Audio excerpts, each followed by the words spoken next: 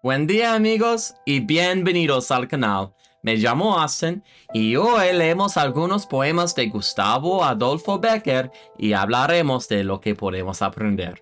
So let's get right into it. Poetry is just an amazing way of learning new vocabulary. It uses words that we just don't see in our day-to-day life and just really helps to build our understanding of a language.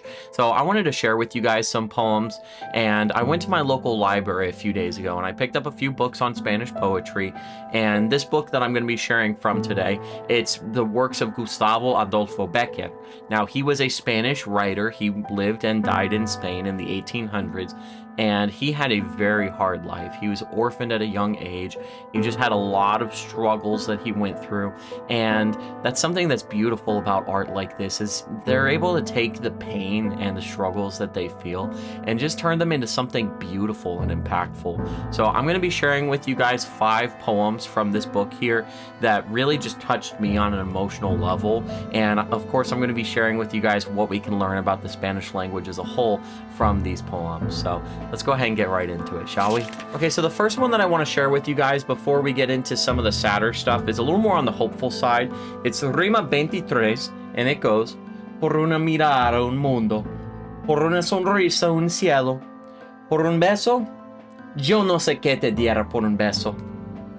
Now, that last line, yo no sé qué te diera por un beso, those of you who have already seen my conjugation series, you probably recognize that that's the verb dar, which means to give, being used in the imperfect subjunctive tense. Now, that's something that's kind of interesting here because, like I talked about in my conditional video in the conjugation series, the conditional is really how we say would. So in this case, he could have said, yo no sé qué te daría por un beso, but he's saying, yo no sé qué te diera por un beso.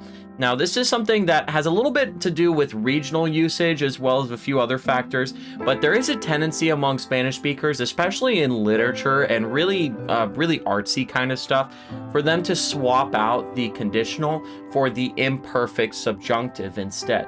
So he's saying, que te diera por un beso. Now, what's the real difference between these two, and why would they choose to do that? Generally speaking, this has a tendency to convey a connotation more of uncertainty or unlikelihood. So when he's saying, I don't know what I would give you for a kiss, and the fact that he's choosing to use the imperfect subjunctive, to me, as the reader at least, because poetry is all about interpretation, to me it signifies that he feels very uncertain that this would ever happen, that he wouldn't ever be able to give her anything for a kiss. So it is a little bit on the sad side that he's like, I would give you basically anything for a kiss, and it's probably never going to happen. That's at least the way that I'm taking it as the reader. So let's move on, shall we? Okay, so the second one I'm going to share with you guys is going to start getting more into the sadder territory, which I apologize ahead of time, but that is a lot of what Bécquer has written in his works. Again, he's a romantic artist who's just had a very hard life, so he's got a lot of emotions just pouring out onto the page. But this one here is Rima 38, and it goes, Los suspiros son aire y van al aire. Las lágrimas son agua y van al mar. Dime, mujer, cuando el amor se olvida, ¿sabes tú a dónde va? So the interesting thing that I really want to talk about here is where he says, Las lágrimas son agua y van al mar. So he's saying they go to the sea. Now, the interesting thing about this is the word mar, which means the sea, can be used either as a masculine or a feminine noun. It is correct to say la mar as well as el mar. They're both correct. Although the la mar usage, the feminine usage, it does kind of have a tendency to be used more by people who have a really deep connection with the sea, a much deeper familiarity, maybe with like sailors or fishermen, people who spend a lot of time out on the sea. It is correct to say el mar and la mar. Now, another word that's a lot like this is the word for sugar, which is el or la azúcar.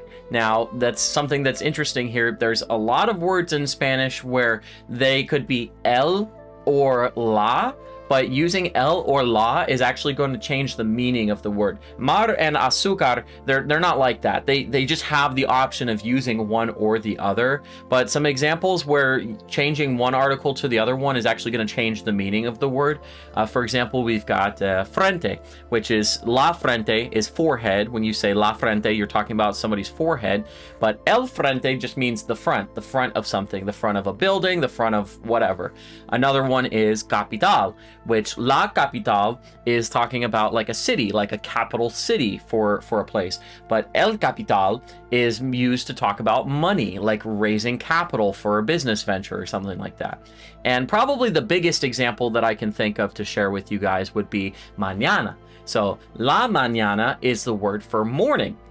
But el mañana is the word for tomorrow or for the future in general. So when we say, I don't know what tomorrow holds or I don't know what tomorrow brings, you could say, no sé qué trae el mañana. So I don't know what the future holds. Okay, so the next one that I want to share with you guys is probably one of Bécquer's most famous poems. It's Rima XXI, and it goes, Lo que el salvaje que con torpe mano hace de un tronco a su capricho un dios, y luego ante su obra se arrodilla, eso hicimos tú y yo. Dimos formas reales a un fantasma de la mente ridícula invención, y hecho el ídolo ya, sacrificamos en su altar nuestro amor. God, that's just such a sad one. Like I said, this guy has just had such a hard life.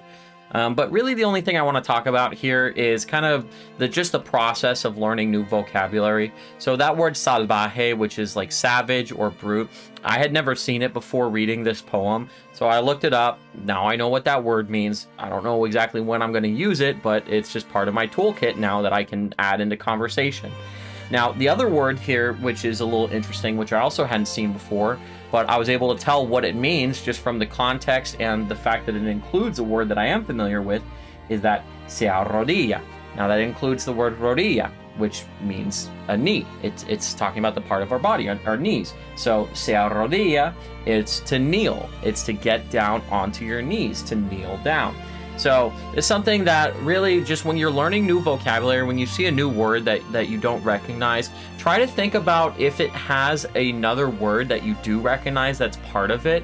And that can oftentimes just give you a clue as to the meaning of the word, or at least a general understanding of what that word has to do with. So arrodillarse, I had never seen that word before. But because I know the word for knee and I see that word as part of this new word that I'm learning, I figure, okay, well, it probably means to kneel or to get down on your knees. And I look it up, and sure enough, that's exactly what it means. So just keep that in mind going forward. But yeah, let's continue on to our next poem. All right, so I've got a couple more for you guys before we wrap up. Our next one is another pretty sad one. It's Rima XXI, and it goes, Nuestra pasión fue un trágico sainete, en cuya absurda fábula lo cómico y lo grave confundidos risas y llanto arrancan. Pero fue lo peor de aquella historia que, al fin de la jornada, a ella tocaran lágrimas y risas, y a mí solo las lágrimas. Man. So really the thing that I want to talk about here is that word cuya, which it means whose, referring in this case to the absurd fable, absurda fábula. So cuya or cuyo is the word meaning whose, to talk about possession or relation. Now, it's only used when we know the answer to what we're talking about, when we know whose it is. It's not used to ask a question. You wouldn't ask cuya or cuyo. You would say de quién. So if we want to say whose car is this, we would say de quién es este carro. Now, the word cuyo is interesting because it's also, in some regions, it's the word meaning guinea pig.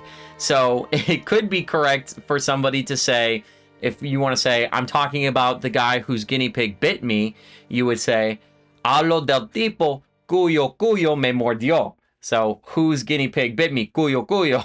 But usually the word for guinea pig is not cuyo, it would be cobayo, el cobayo, or la cobaya. But it is used in certain regions. So cuyo is usually the word meaning whose, but in some cases it can also mean guinea pig. So just keep an eye out for that one. All right, let's move on to our last one.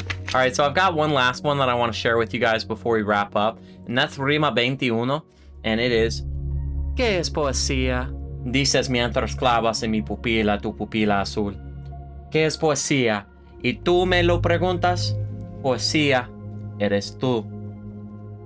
So I just like this one because it kind of talks a little bit about just the interpretation of poetry and how really the job of the poet is to provide us something that makes us think and makes us feel. But really it's up to us as the person who's taking in the poetry or who's reading the poetry to interpret it and to basically feel whatever it leads us to feel and process those emotions. So in this case, he's talking to a specific person. He's saying, you are poetry. But it could be talking about really the reader, honestly. It could be talking about how we are poetry because it's what it makes us feel. Okay, amigos, well, that's all I've got for you today. Muchísimas gracias por ver. I hope that you've enjoyed. Sorry it was kind of a sad one today, but hey, así es la vida.